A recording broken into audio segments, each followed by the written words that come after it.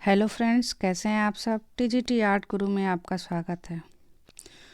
Friends, आज हम लोग भारतीय कला का अर्थ एवं उसका स्वरूप देखेंगे। इसमें काफ़ी कुछ हम लोग का कवर हो जाएगा और ये टीजीटी पीजीटी एग्ज़ाम के दृष्टि से बेहद इम्पोर्टेंट है और ये परीक्षा में आए हुए प्रश्न हैं। तो इनको आप लोग अगर 2-3 बार इस वीडियो को देख लेते हैं, अगर इनको तैयार कर लेते हैं तो आपके प्रीवियस ईयर के क्वेश्चन तैयार हो जाएंगे, जिससे एग्ज़ाम में आपको काफ़ी हेल्प मिलेगी। इस टॉपिक में हम लोग चित्र संयोजन के सिद्धांत, परिप्रेक्ष्य, क्षय वृद्धि और है जल रंग माध्यम, जो मतलब जो भी माध्यम है उन माध्यमों के बारे में, और कला के तत्व, और इसके साथ साथ कला की अवधारणाएं, परिभाषाएं और कला का वर्गीकरण, कला के प्रकार, भारतीय चित्रकला की विशेषता, कला के खड़ांग, जो भी हम लोग रूप भेद, प्रमाण भाव, लावण्य योजना पढ़ते हैं, वो सब इस टॉपिक में कवर हो जाएगा। तो फ्रेंड्स, ज़्यादा से ज़्यादा इस वीडियो को आप लोग शेयर करिएगा और अगर चैनल पर नए हैं तो प्लीज़ चैनल को सब्सक्राइब कर लीजिए और बेल आइकन को भी प्रेस कर लीजिए ताकि हमारे वीडियो आप तक पहुंचते रहें, सबसे पहले आप तक पहुंचे। और फिर चलते हैं अपने सेशन की तरफ और देखते हैं आज का टॉपिक। ये टॉपिक बेहद इम्पोर्टेंट है और इससे अक्सर क्वेश्चन, आपके 3-4 क्वेश्चन अक्सर पूछे जाते हैं, जो कि बहुत इम्पोर्टेंट है। तो चलिए आज के टॉपिक हम लोग भारतीय कला का अर्थ एवं उसका स्वरूप देखते हैं। इसमें जितने भी माध्यम हैं कला के, जैसे भित्ति चित्रण, तैल्य, पेंसिल, वाश पद्धति, ये सब इसमें आज के क्वेश्चन में आप लोग देखेंगे। तो चलते हैं नेक्स्ट क्वेश्चन पे अपने। चलिए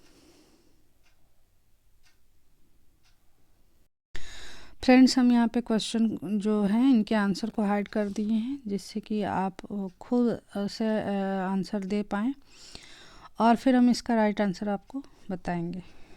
तो चलिए आज का क्वेश्चन, पहला क्वेश्चन है, पोत है एक, पोत पूछ रहा है कि पोत क्या है। तो पोत एक धरातलीय गुण है। ये अक्सर क्वेश्चन में आया हुआ है और ये जो टीजीटी पीजीटी में पूछा गया क्वेश्चन है। किसी वस्तु के स्पर्श से हुआ अनुभव कहलाता है।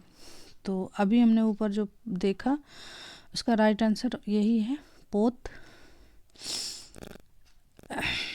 दृश्य कला हेतु उचित अनुक्रम है। दृश्य कला हेतु उचित अनुक्रम जो है वो है संकल्पना, रेखा चित्र, व्यापक और परिसज्जा। सघनता से संबंध है, सघनता का संबंध तान, संघनता से संबंध तान का है। स्वर्णिम विभाजन सिद्धांत विकसित किया था तो ये यूनान के कलाकारों ने विकसित किया था। लावण्य योजना किसे कहते हैं। तो लावण्य योजना बाह्य सौंदर्य का व्यंजक होता है। नेक्स्ट देखते हैं, तीव्र प्रकाश को कहा जाता है। तो हाईलाइट, तीव्र प्रकाश को हाईलाइट कहा जाता है। रूपप्रद कला नहीं है। तो संगीत रूपप्रद कला नहीं है, आप संगीत को देख नहीं सकते हैं, और रूपप्रद कला का मतलब है आप उसको किसी रूप में देख पाएंगे। नेक्स्ट है, परिप्रेक्ष्य होता है। तो परिप्रेक्ष्य 2 प्रकार का होता है। कलाकार सामंजस्य उत्पन्न करता है। तो रेखाओं द्वारा, रंगों द्वारा कलाकार सामंजस्य उत्पन्न करता है। चलते हैं नेक्स्ट क्वेश्चन पे। पोत से हम अनुभव करते हैं। पोत से हम अनुभव करते हैं, इसका राइट आंसर जो है स्पर्श के ज्ञान का। ये देखिए आप, पोत से ही 3-4 क्वेश्चन आ चुके हैं अभी जितना हम लोग पढ़े हैं इसमें ही। रंगत के हल्के व गहरेपन को तान कहते हैं। रंगत के हल्के और गहरेपन को हम तान कहते हैं। चित्रकला के तत्व माने गए हैं, 6 माने गए हैं चित्रकला के तत्व। रोड्स के द्वारा जिन रंगों की दृश्यानुभूति होती है वे हैं काले और सफ़ेद। फ्रेंड्स, इसको याद करने के लिए आप ये ऐसे बोल सकते हैं कि रोड पे हम लोग को क्या दिखता है। रोड पे जो गाड़ियाँ जिस पे चलती हैं उस पे हम लोग काला और सफ़ेद ही तो दिखता है, उसमें कलरफुल तो दिखता नहीं। तो हम लोग रोड्स के मतलब रोड्स के द्वारा जिन रंगों की हम देखते हैं उसको काला सफ़ेद बोलते हैं। आप इसे रिलेट करके पढ़ सकते हैं। नेक्स्ट है, किसी ठोस घन की सतह होती है तो उस सतह क्षय होती है किसी ठोस घन की।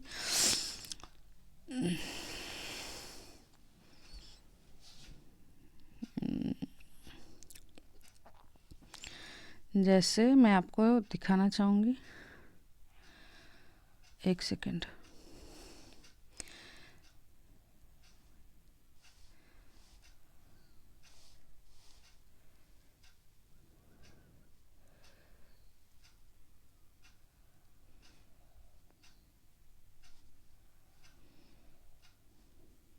देखिए ये एक घन है और इसका देखिए एक सतह ये है, एक ये है, एक यहाँ पे है, एक यहाँ पे है, और एक ये है और एक यहाँ पे है। ये इसके 6 वो हैं। चलिए देखते हैं। कला तत्व जो सभी कलाओं में उपस्थित होता है। सामंजस्य, एक दृश्य कला द्विआयामी होती है, तो द्विआयामी जो होता है वो चित्र होता है। ललित कलाओं में समान रूप से प्रयुक्त होता है, तो लय। प्रिज्म के आविष्कारक थे न्यूटन। रंगों को अधिक मिलाने में ख़त्म हो जाता है, तो मान उसका ख़त्म हो जाता है। ओस्टवार्ड की रचना की है जर्मन वैज्ञानिक ने। ईरानी चित्रों में प्रायः लगाए जाते हैं सपाट रंग। हीगल ने ललित कलाओं को रखा है 5 वर्गों में। आप लोग को पता है कि हीगल ने ललित कला को 5 भागों में बांटा था, जिसमें उन्होंने ये काव्य, चित्रकला, मूर्तिकला, वास्तुकला इन्होंने उसमें रखा था, और स्थापत्य कला भी था। नेक्स्ट चलते हैं। चलिए फ्रेंड्स देखते हैं। सर्वाधिक सामंजस्य उत्पन्न करने वाले रंग हैं, वर्ण है पूछ रहा है, तो इसको क्या है राइट आंसर इसका? सफ़ेद और काला।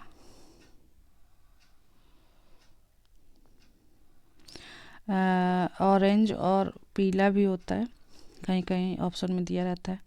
परिप्रेक्ष्य की दृष्टि से हमें घन में दिखाई पड़ता है, तो हमें 3 ही पक्ष दिखाई देते हैं, ऊपर और अगल बगल के दोनों ही दिखाई देते हैं, नीचे नहीं दिखाई देता है।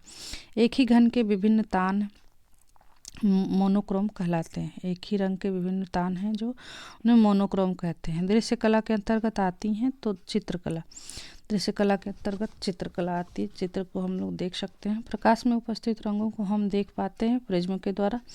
चित्रकला से संबंध नहीं है, तो लिपि का कोई संबंध चित्रकला से संबंध नहीं है। नेक्स्ट देखते हैं। चित्रकला से संबंध नहीं है लिपि का। आकृतियों से स्पष्ट होता है रूप का। दृश्य चित्र में परिप्रेक्ष्य से स्पष्ट होता है, तो वस्तु की स्थिति का। एक मकान का अंकन परिप्रेक्ष्य के निम्न सिद्धांत के अनुसार है, तो वो रेखीय सिद्धांत, रेखीय परिप्रेक्ष्य के उसमें है। दूरी और निकटता, प्रकाश एवं लय, रंग, विलयमान बिंदु और क्षितिज रेखा द्वारा महत्व है, तो इसका राइट आंसर जो है वो परिप्रेक्ष्य के सिद्धांत में। चित्र में प्राण आता है, तो चित्र में रंग, रेखा और लय से प्राण आता है। ललित कलाएं मानी गई हैं, तो ये 5 मानी गई हैं। नेक्स्ट हम लोग देखते हैं।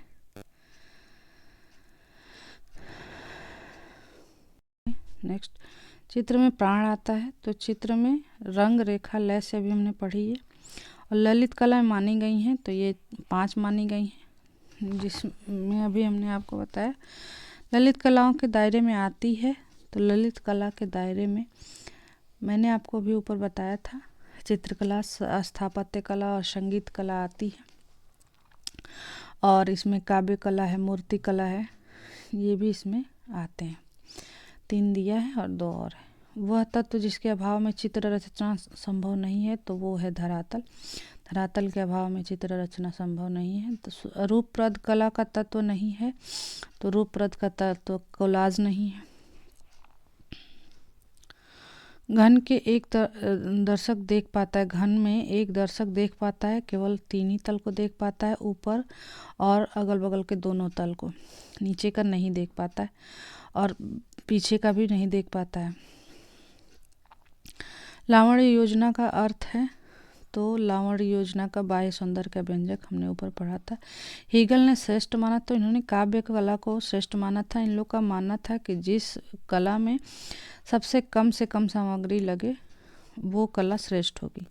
कला शब्द है, तो कला एक संस्कृत भाषा का शब्द है जो कल धातु से बना हुआ है। वर्ण रंग के चित्र भारतीय चित्रकला खड़ांग में प्रयोग किया गया है। तो वर्णिका भंग शब्दावली का, वर्ण का भंग शब्दावली का खड़ांग में इसका प्रयोग हुआ है। इसमें रंग को कैसे लगाते हैं इसके बारे में विस्तार से बताया गया है। नेक्स्ट क्वेश्चन पे हम लोग चलते हैं। फ्रेंड्स, अगर इन सारे क्वेश्चनों के अगर आपको PDF चाहिए तो हमारे टेलीग्राम ग्रुप को ज्वाइन कर लीजिए, जिसमें हम इन सारे वीडियोस और ये PDF सेंड कर देते हैं, जिससे आपको आसानी से मिल जाए और आप 1-2 बार उसको रिपीट कर लीजिए, उसके बाद आपको खुद ब खुद याद हो जाएंगे सब। तो चलिए आज के बचे हुए क्वेश्चन को कर लेते हैं। तो आज का अगला क्वेश्चन है, किसी भी वस्तु अथवा आकृति का माप स्वतंत्र रूप से कहलाता है तो वो प्रमाण कहलाता है। भारतीय चित्रकला का रंग विधान भाग है, तो वर्णिका भंग अभी हमने पढ़ा था नीचे। भारतीय चित्रकला के खड़ांग का सही रूपक्रम, तो रूप भेद प्रमाण भाव लावण्य योजना सादृश्य वर्णिका भंग। ये जो 6 हैं ये इनके अंग है।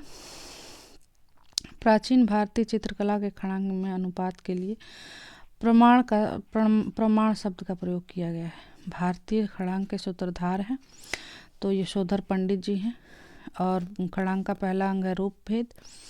खड़ांग संबंधित है तो ये चित्रकला से संबंधित है। खड़ांग सिद्धांत है तो कामसूत्र में जिसके टीकाकार यशोधर पंडित हैं, इन्होंने ही इसमें जयमंगला में इसकी व्याख्या की है। वात्सायन चरित्र कामसूत्र की व्याख्या या टीका में कला के खड़ांग का उल्लेख किया।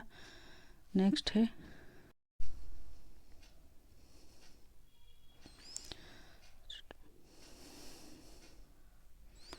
वात्सायन चरित्र कामसूत्र की व्याख्या टीका कला के खड़ांग का उल्लेख किया यशोधर पंडित ने। प्राचीन भारतीय चित्रकला खड़ांग के वर्ण के लिए प्रयोग हुआ है वर्णिका भंग का। भारतीय खड़ांग के 6 अंक रचयिता यशोधर पंडित हैं। यशोधर पंडित से काफ़ी क्वेश्चन पूछा गया और ये सब UGC TGT PGT के क्वेश्चन है KBS के। नेक्स्ट देखते हैं, भारतीय चित्रकला के 6 अंगों का विस्तृत विवरण मिलता है यशोधर के जयमंगला ग्रंथ में। गेस्टाल्ट सिद्धांत की आधारशिला का समर्थन करता है। चीनी चित्रकला का खड़ांग लिखा शीहो ने। संस्कृत सूत्र के कालक्रम के आधार पर सही क्रम है प्रमाण भाव लावण्य और वर्णिका भंग। चलते हैं नेक्स्ट क्वेश्चन पे।